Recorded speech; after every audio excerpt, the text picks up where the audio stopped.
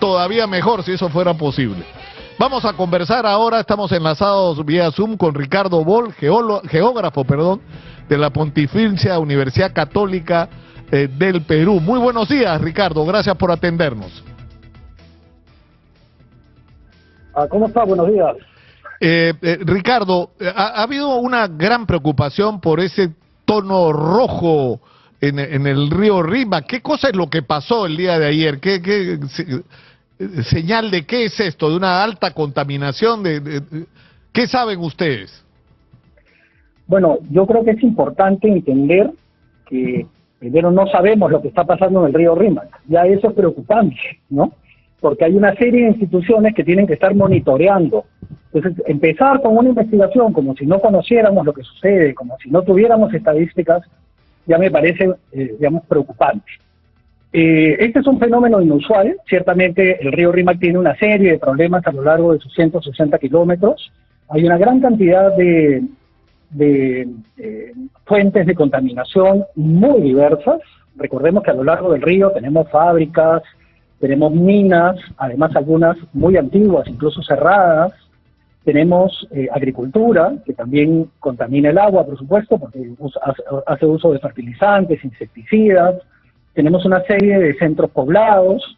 Y todo esto, digamos, demuestra la importancia que tiene el agua y además cuidarla, ¿no?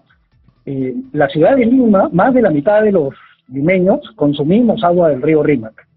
Pero no es solamente una tubería del río Rímac, ¿no? Es un ecosistema, es un paisaje que debería ser un paisaje amable, del cual nos sintamos orgullosos.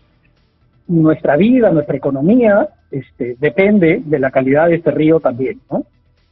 Claro, pero el problema, como tú dices, Ricardo, es que no sabemos qué es lo que está pasando, porque tendría que haber una advertencia sobre lo que está pasando, es decir, supone algún riesgo para la salud de la gente, cuál es el origen, porque para que todo el río esté rojo, lo que lo haya teñido ese color tiene que ser muy grande, ¿no? Sí, bueno, en realidad puede haber sido casi cualquier cosa, ¿no? Habrá que investigar a profundidad. Lo primero que hay que hacer es tomar muestras para poder ver cuál es el contenido de esa agua, ¿no? Porque la verdad es que, mira, pensando en las múltiples posibilidades, puede ser que alguien haya tirado un barril de pintura, ¿no? Podría ser que, por ejemplo, sea ladrillo molido, que de repente, además el río también recibe una gran cantidad de desmonte, ¿no? Entonces puede ser que ahora que el río haya traído más agua, haya arrastrado estos sedimentos y de repente haya levantado residuos de minas antiguas, de repente, como te digo, hasta ladrillo molido. También pueden ser los desagües. Entre los múltiples contaminantes que tenemos en el río Rímac, están los domésticos, hay desagües, las diferentes instituciones que registran esta información, incluyendo la propia Municipalidad de Lima, han encontrado más de 500 tuberías de desagüe que van directamente al río Rímac. Tenemos 30 minas que contaminan el río Rímac. Y además, por eso es que a lo largo del río tenemos centros poblados que tienen que tener plantas de tratamiento. Entre los múltiples documentos que he podido revisar esta mañana, hay un informe me parece que es el ANA, que dice que hay 14 plantas de tratamiento no operativas. O sea, todo esto, o sea, no solamente contaminamos, ¿no? Sino que además no limpiamos, ¿no? Es realmente grave, ¿no? Tenemos que entender que el río es un sistema, es un ecosistema, porque además esto va a afectar a la flora, a la fauna, ¿no es cierto? Pero que tiene que verse no como una tubería, sino como un sistema. Es decir, el agua viene de arriba, entonces no sabemos qué es lo que está viniendo de los distritos de más arriba. Entre los principales distritos que contaminan, solamente por el número de fuentes, están, por ejemplo, San Juan de Lurigancho, San Martín de Porras, y eso aquí nomás, pero Lurigancho, perdón, con un número importante de fuentes. Pero no es igual la forma en la que contaminan, ¿no? Porque, por ejemplo, pues un desagüe casi siempre doméstico, casi siempre tiene materia orgánica, ¿no? Que bueno, finalmente se disuelve y se deteriora rápidamente. El problema son los químicos, ¿no? Entonces también tenemos, que parece ser el caso, tenemos una gran cantidad de fábricas que todavía vierten sus sus aguas al río. Por ejemplo, hay industrias de curtido de cueros, que por supuesto usan ácidos muy contaminantes y que además tiñen. Podría ser ese uno de los casos.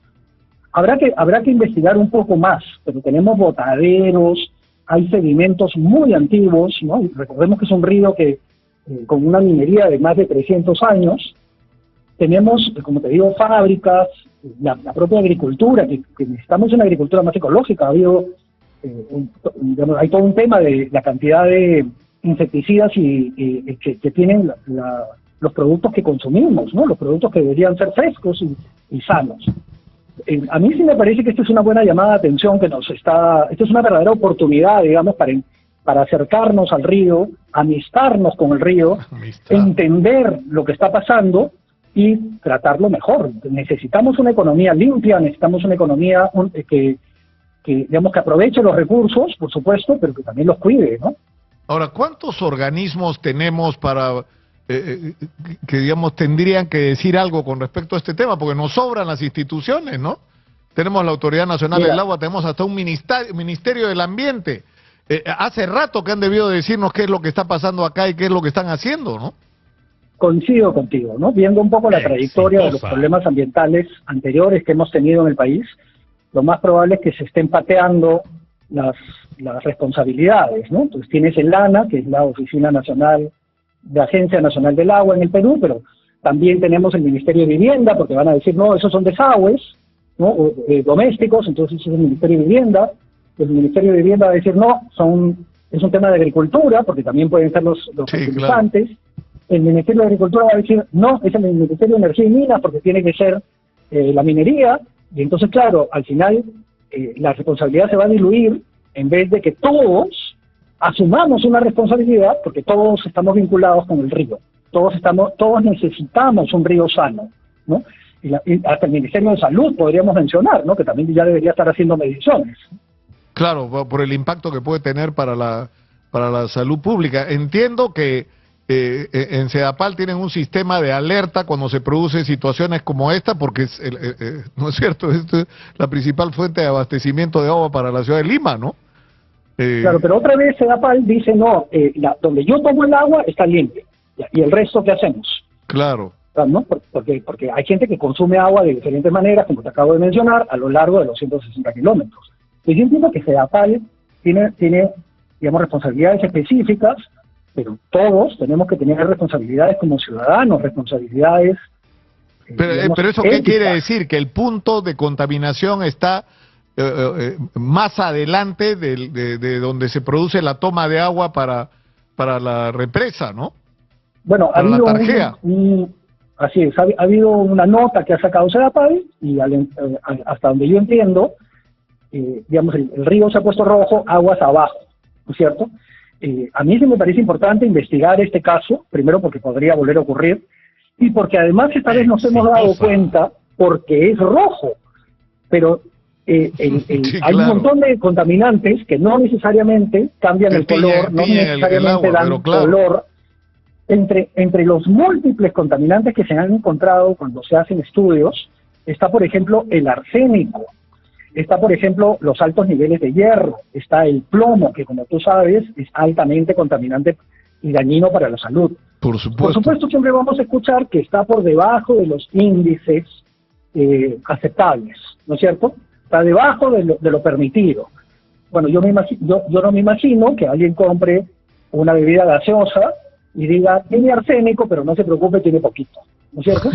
Entonces, el agua, las características del agua, o sea, se definen porque tiene que ser incolora, insabora, ¿no es cierto? Y además inolora. Yo me pregunto, ¿quién hoy día en el Perú tomaría agua del río Rímac o de alguno de los ríos que tiene cerca a su casa? ¿No? O sea, esto es inaceptable. Los ríos tienen que ser espacios limpios, tienen que ser espacios naturales, podemos aprovecharlos, ¿no? Pero como te digo, lamentablemente tenemos una mirada del río como si fuera una tubería, y yo saco agua, tiro agua y se acabó. Y no lo cuido, como tú dices, Ricardo. Muchas gracias por atendernos. Ricardo Boll, geógrafo de la Pontificia Universidad Católica del Perú, ha estado con nosotros. y seguimos esperando una explicación de parte de la infinidad de instituciones que se supone están cuidando el ambiente en el Perú. Nos vamos a ir a la